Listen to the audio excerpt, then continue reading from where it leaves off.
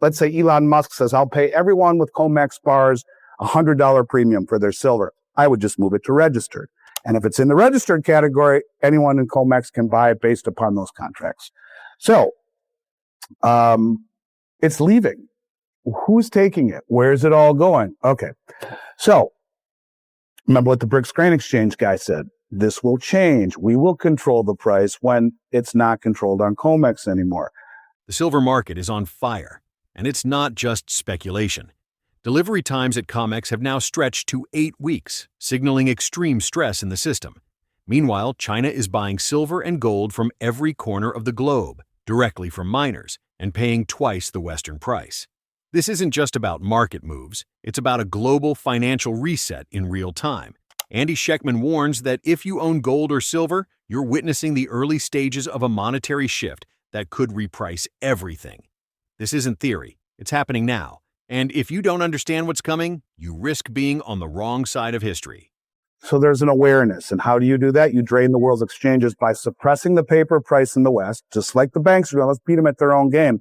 Suppress the Western paper price and then go all around the world and buy metal from every corner of the globe that you can think of that doesn't affect the paper price.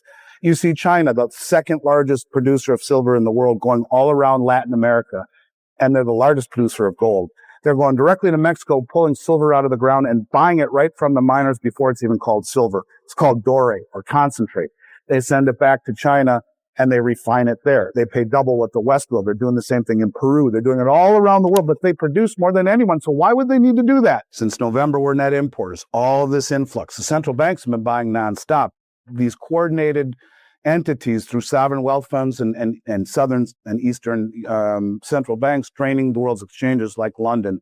So much metal has come into the United States from London that they're a T+1 settlement, which means T is trade day. Let's call that Monday, +1 settlement Tuesday. Wednesday, the bars should be moving. They said, sorry, there's just such demand for bars shipping out. We're T+8 weeks. Not enough trucks and manpower, the Bank of England says. So not enough trucks, but this is the institution, let's use silver as an example, that have 155 million ounce float of silver right now, but they're trading upwards ends of 1.9 billion ounces a day in spot contracts. On 155 million ounce float, those are the bars that back the contracts. So what could possibly go wrong there if everyone stands for delivery? Well, we're T+8 weeks, not the T+1 that you're expecting. They've been doing this in the West forever, rehypothecating, trading, and suppressing naked shorts, doing all they can to suppress the price. And it worked when we were the most wealthiest, revered entities in the world. The Bank of England and the New York Federal Reserve, and the trust was there, and the Western rule of law and all of this stuff. And then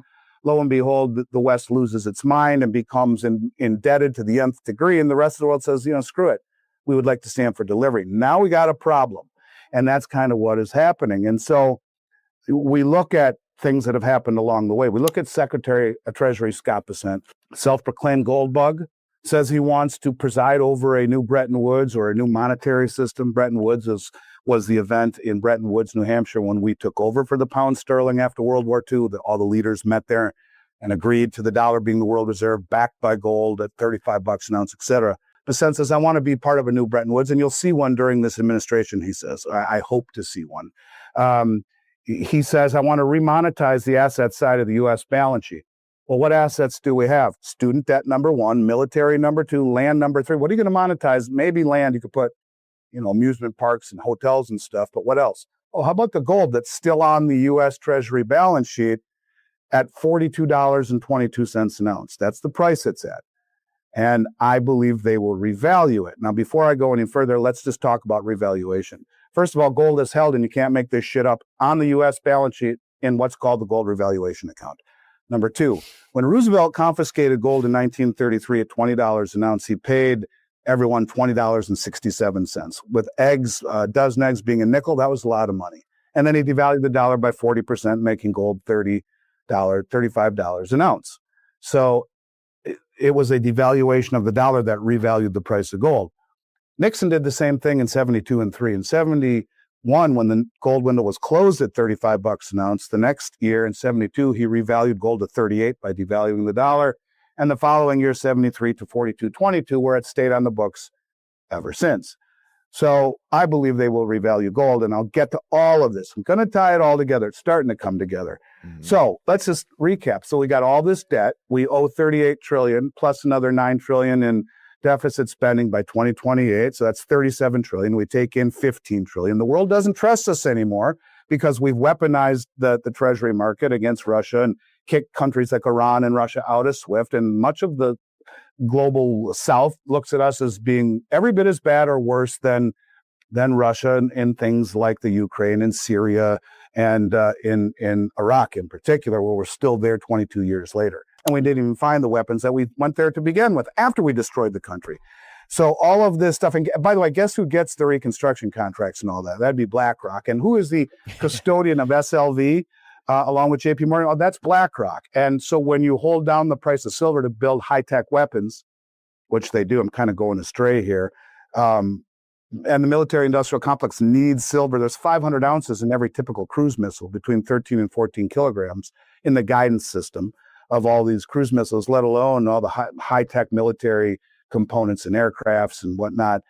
This is why they've kept the price of silver cheap, where 8 Western banks hold the largest short position in any commodity ever traded in silver to keep the price low so they can build high-tech weapons, so the military-industrial complex can be enriched by selling that shit all through the world. Look at the contract Trump just worked out with NATO. Yeah, you're going to buy more weapons from us. Well, who does that enrich? The military-industrial complex, who needs cheap silver to make the weapons to blow up places like the Ukraine, and then who gets the reconstruction projects? That's BlackRock. It's a cycle of craziness. Anyways, so we're at this point where, we're in trouble. We owe a lot of debt. No one wants our treasuries anymore. And so the world is taking all of the physical commodities and rushing to grab them quietly. Shh, don't tell anyone. Don't let the news talk about it. But it's happening if you look. It's everywhere. Okay, so now what? Andy breaks down the numbers that should terrify Wall Street. Comex has just 155 million ounces of silver in registered supply, but trades nearly 1.9 billion ounces daily on paper contracts. That's leverage on the edge of collapse. If even a small percentage of traders demand delivery, the system breaks. At the same time, China, Peru, and Mexico are seeing record outflows of physical silver, much of it bought by China before it ever hits the market. In 2025 alone, Peru's gold exports to China hit nearly $1 billion in the first half of the year, outpacing all of 2024. BRICS nations are deliberately draining Western vaults, planning to take price control away from Comex and set a new standard outside the Western financial system. Andy's direct message to investors is clear. The West has suppressed the price for decades, but this game is ending. When the world stands for delivery, you'll see a price reset that shocks everyone. He believes we are on the cusp of a gold revaluation that could provide trillions to the U.S. Treasury through an accounting maneuver, exactly like FDR did in 1933 and Nixon did in the 1970s. Former Fed nominee Judy Shelton's proposal for 50-year gold-backed bonds could debut on July 4, 2026, America's 251st anniversary, a move that would re-anchor the dollar to gold and restore some measure of trust in U.S. debt. Andy sees this as the most bullish setup for precious metals in his 36-year career. And he's not shy about his warning. If you don't own physical metal before this revaluation, you may never get the chance to buy it affordably again. So you get a new administration. I believe they say, here's what's happening, President Trump, you need to do this shit or we're in very big trouble. And he starts doing it. We become net importers very quietly. We say it's about tariffs. It's not about tariffs. So much gold has come in here, it's not even funny. And it's all leaving Comex. If it was about tariffs, it wouldn't leave Comex. It would go to the eligible account in tariffs. There's eligible, there's registered. Our Brinks JFK account, all my clients' metals in that account's ineligible. It is eligible to be traded throughout Comex. Remember what I said? If it leaves and goes to Salt Lake, it's out of Comex. It's no longer eligible. Now, if I wanted to sell it, let's say Elon Musk says, I'll pay everyone with Comex bars $100 premium for their silver. I would just move it to registered. And if it's in the registered category, anyone in Comex can buy it based upon those contracts. So it's leaving. Who's taking it? Where's it all going? Okay.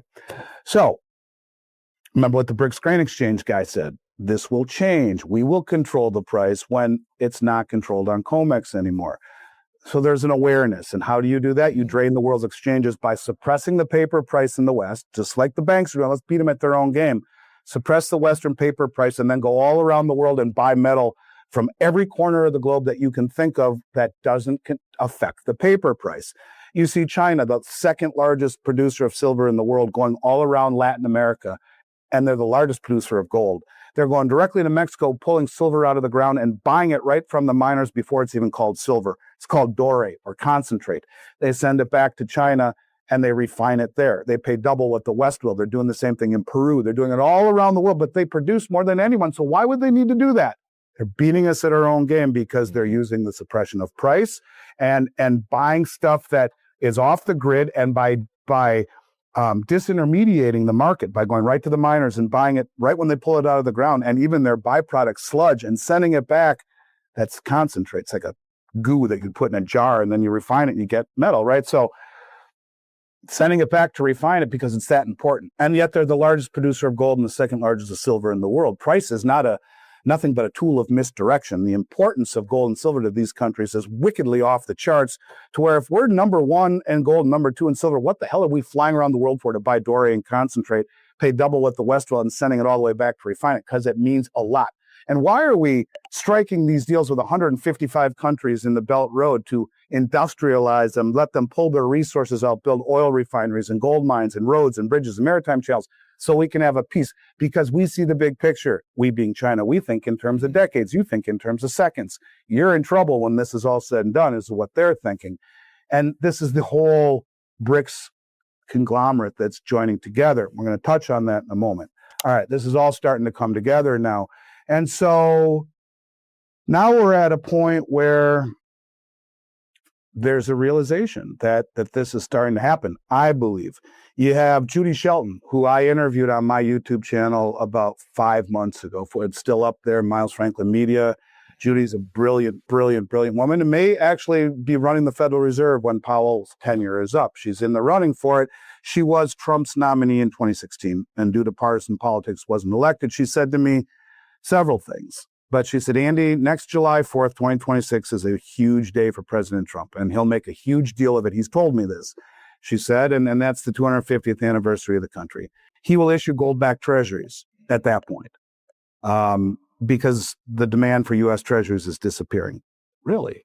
So we talked about the fact that audited gold need to be audited first. Hasn't.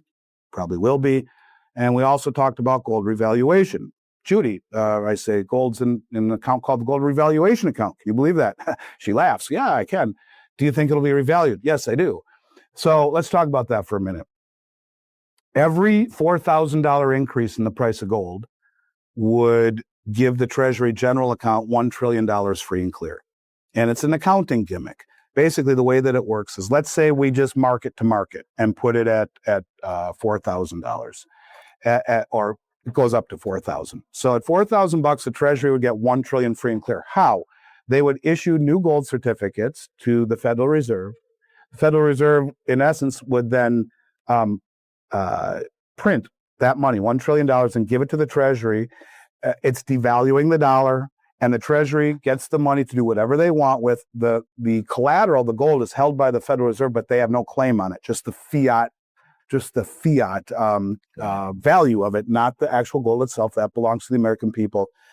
And so in essence, what they would have just done there is devalue the dollar, give the Treasury $1 trillion, an accounting gimmick. They can start to pay off their debt. Well, what if they revalue it to a much higher level? James Rickards, who you had mentioned earlier, Mike Maloney, he talks about $10,000 gold, and he uses M1, which is how gold used to be backed by the currency, dividing it into the gold supposedly held in 10 grand.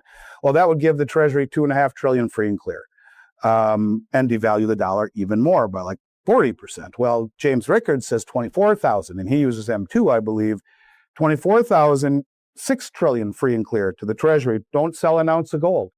The dollar gets wickedly devalued massively, which is what Stephen Mirren wants. Stephen Mirren is now the guy that's just taken over for the vacated Federal Reserve spot. Everyone says, oh, it's just a temporary thing. Bullshit it is. He ain't going anywhere. This is the guy that developed the Mar-a-Lago Accord and wants a weak dollar. What does Vance say? Well, maybe being the World Reserve isn't such a good thing because that strong dollar means our manufacturing is decimated. So Mirren wants a weak dollar, right? So, well, that would work. I mean, now you may actually get into universal basic income because it's going to hurt a lot of people. But how else do we, if we don't devalue the dollar and inflate the shit out of it, how do we pay off this debt without defaulting or hyperinflating outright? We can't. It's impossible. So this is what I'm getting at. What I believe we're getting to is a soft default on the dollar to support the bond market. And I will give you my theory on how that happens. And we'll talk a little bit about the BRICS, and I'll take any questions. So in any case, the dollar is going to be printed ad nauseum. They have to destroy the value by devaluing it and by printing. So what if they did what Rickard says they're going to do, and they put it at 24,000 an ounce? $6 trillion free and clear to the Treasury. The dollar gets devalued by, 60%. And what did Judy say? July 4th, they're going to revalue gold. What's been happening since November? Oh, we're net importers of gold, more gold than any time ever. Where's it all going? It's leaving. Who the hell's buying it? Don't know. No one's talking about it. Don't you think it would come out, like who's been standing for delivery for $100 billion in gold, plus a whole lot more that we don't even know about? You got Percent, who's a self-proclaimed gold bug, wants a new Bretton Woods or preside over it, thinks it'll happen during this administration, says it's going to remonetize the asset side of the balance sheet, but we don't have assets. We have gold. Interesting. Judy says it's going to back it. Trump comes out on Easter Sunday and says the golden art of negotiating. He who has the gold makes rules. Now, what the hell is that all about? All right. So you're starting to put all this together. Here is my theory in a nutshell. They have no choice. Richard Russell, my mentor, used to say the Fed 15 years ago was boxed in. They can inflate or default, period. They will never be able to grow their way out because of Triffin's dilemma. We had already offshored much of our manufacturing. We can't grow our way out. Now AI comes in and they're going to kneecap the shit out of white-collar jobs. 60% of the country doesn't have a college education. How do we grow our way out of this mountain of debt? You don't. You can inflate, you can default. So here's my question for you. Do you think we are headed for a soft default on the dollar with gold revaluation and a massive silver price surge? Or will the West try to keep kicking the can until the system breaks? If you believe in protecting your wealth with gold and silver, now's the time to act. Not after the reset is announced.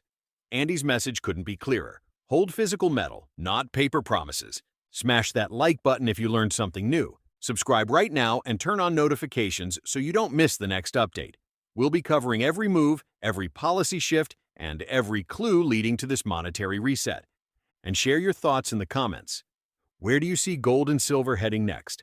$5,000 gold? $100 silver? Let's talk about it.